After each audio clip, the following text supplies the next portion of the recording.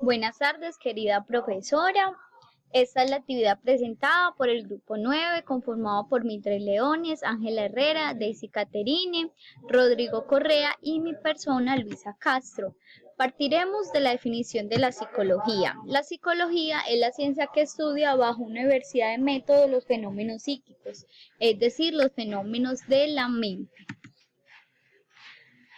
Partiremos también desde la historia de la psicología, teniendo en cuenta los antecedentes de la psicología en la filosofía desde sus comienzos.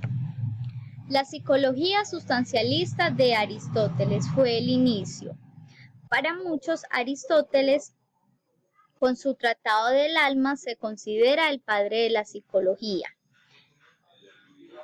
Dio un salto muy grande al sacar lo mental fuera del campo mítico y religioso, permitiendo su consideración como algo sometido a leyes y a principios naturales. A este hombre se le atribuye el interés específico en el campo psicológico, la realidad subjetiva, en tanto que los filósofos griegos clásicos centraron su interés en una realidad externa, la del mundo material. Aristóteles delimitó el alma como realidad sustancial y también diferenció la materia de la forma y que ambas constituyen un compuesto sustancial.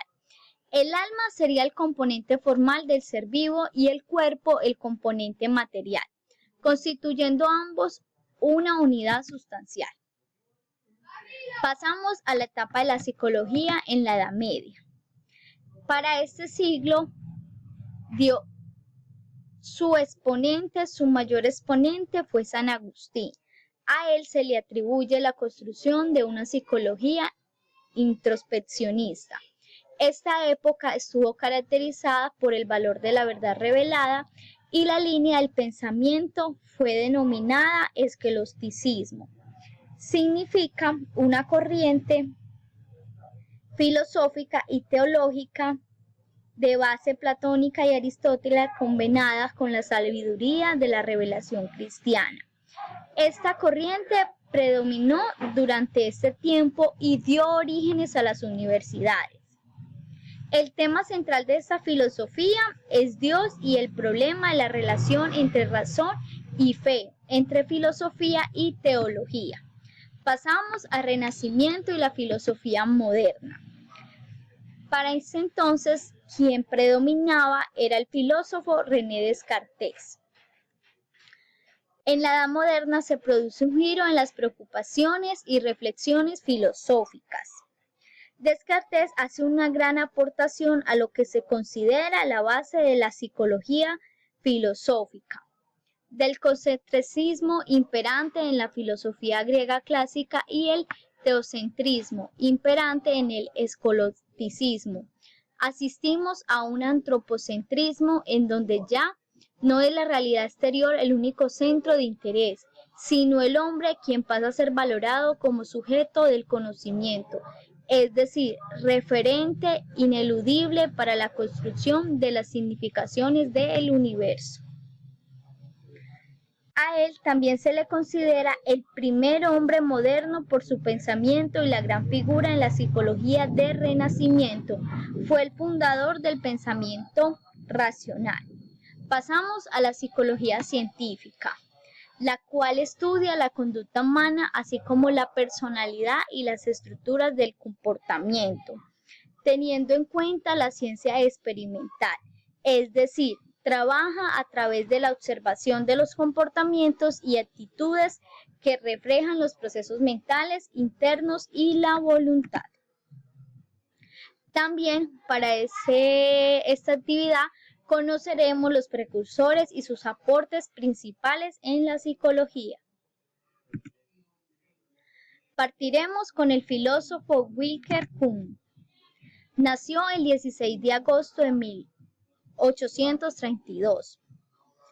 Es alemán. Su padre era pastor luterano y su familia, tanto de parte paterna como materna, incluía científicos, médicos, y se considera el padre del voluntarismo. Hay un dato curioso y es que su compañero durante toda la infancia fue un niño discapacitado. La psicología científica, a lo largo de su obra, Wim plantea que la vida mental puede ser reducida a la simple asociación de elementos básicos como las sensaciones o los sentimientos. De esta manera, su manera de entender la psicología puede ser definida como asociacionismo. Sus aportes principales: fue el fundador de la psicología científica. Desarrolló el primer laboratorio, como podemos ver en la imagen. Comenzó con instrumentos de él y luego, un dato curioso fue que en ese mismo laboratorio comenzó a estudiar y a dictar clases. Formuló la psicología de los pueblos, de las etnias. Estudió la conducta humana de forma sistemática y experimental. De hecho, fue el primero en utilizar el término de psicología experimental. Gus, hijo de pastor protestante, nació el 19 de abril de 1801. Fue tradicional y en su ámbito religioso, siendo espiritual, que tendría gran relevancia en su vida. Su padre murió por enfermedad cuando tenía 5 años, pero él siguió con sus carreras más importantes, la ciencia. Sus aportes a la psicología fueron diversos experimentos para demostrar la vinculación mente-cuerpo, observación de la existencia de umbrales absolutos y relativos en la captación de estímulo. Hizo la mejora y ampliación de la conocida como ley de Bethe. Exploró aspectos como los errores de medición y su interés por lo espiritual siguió vigente en aspectos como espiritismo o la actualidad conocida como parapsicología. William es el tercero, nació en 1842, filósofo y psicólogo norteamericano, hermano mayor del novelista Henry James. Es el pensador norteamericano moderno más apreciado y admirado. Sus antepasados fueron inmigrantes irlandeses enriquecidos en su patria.